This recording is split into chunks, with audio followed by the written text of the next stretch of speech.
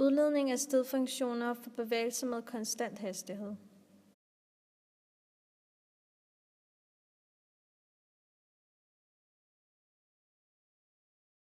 Hvis man har konstant hastighed, betyder det, at man får en vandret kurv. Det vil sige, at man har en ret linje.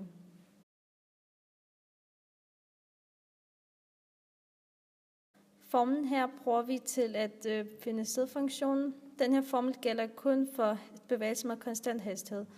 St er lige med vt plus s0.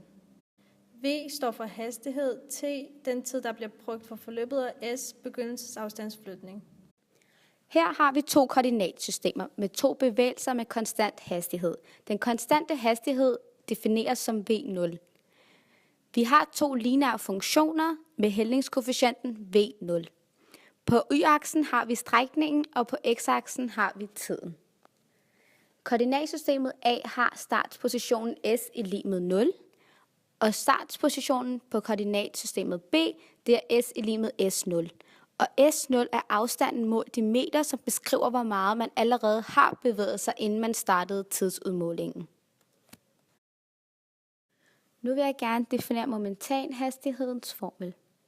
Momentanhastigheden, som er vt, til tidspunktet t, er defineret som den tidsafledtes s-mærke af t af stedfunktionen st. Det vil sige, at formlen er vt i lig med s-mærke af t. Ud fra middelhastighedens formel, delta s divideret med delta t, kan forskrifterne for de to grafer bestemmes. For graf A er det s-mærke af t i lig med v0, for graf B er det st i lig med v0 gange t plus s0.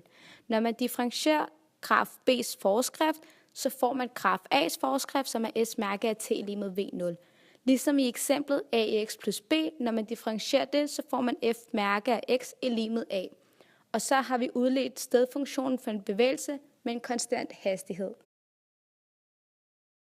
Udledning af stedfunktionen for en bevægelse med konstant acceleration.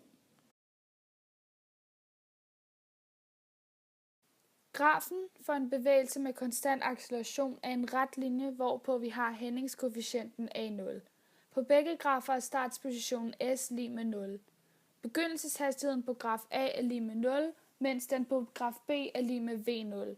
Fordi accelerationen er konstant, er både momentan og middelaccelerationen for hvert tidsinterval lig med a0. I formlen for stedfunktionen, som vi vil udlede senere, er a0 lig med accelerationen til 0, s0 er lig med strækningen til tiden 0, t er lig med tiden målt i sekunder, vt er lig med hastigheden til tiden t, v0 er lig med begyndelseshastigheden målt i meter per sekunder, st strækning til tiden t.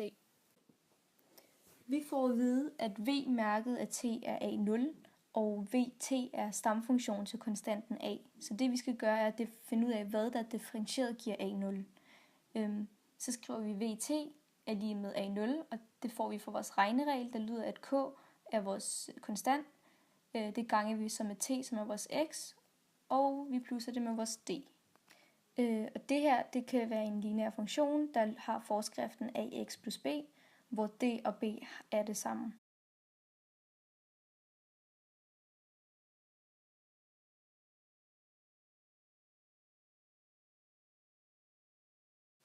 Vi går så et skridt længere ned og vil finde ud af, hvad t af 0 er.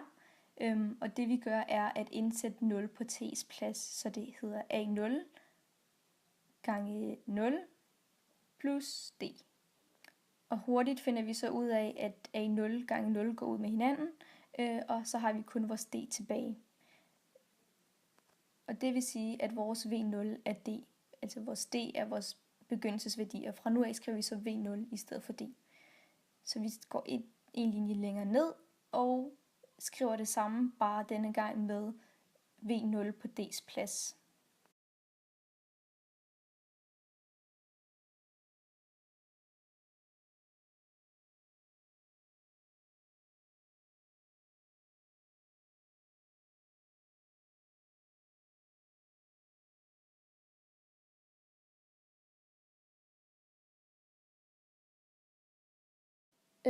Nu skal vi skrive VT er lig med S mærke af T, som vi tidligere har forklaret, hvad står for.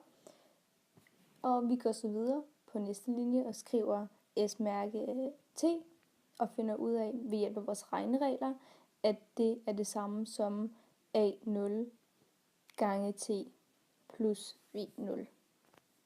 Vi går så et skridt ned igen og gør det så uden mærke, og her er der igen en regneregel, som ses for oven. Den har regneregel herover, som siger K, som er vores A0, vi ganger med en halv, og det ganger vi så med T i anden, og plusser med V0, og ganger med T igen, og plusser med E. Så finder vi ud af, hvad T er lig med 0 er.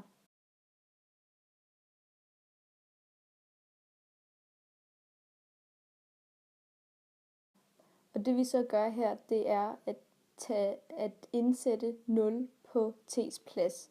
Så det hedder altså en halv A gange A0 gange 0 i anden plus V0 gange 0, og det plusser vi så igen med E. Og vi kan se, at i det her rum og det her rum går ud med hinanden, så vi har kun vores E tilbage. Så det vil sige, at vores S0 er lig med E.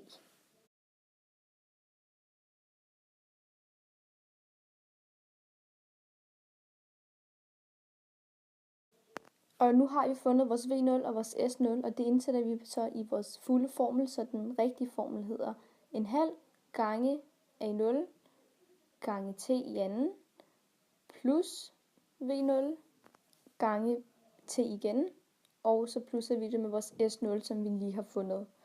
Og sådan udleder man stedfunktionen for acceleration.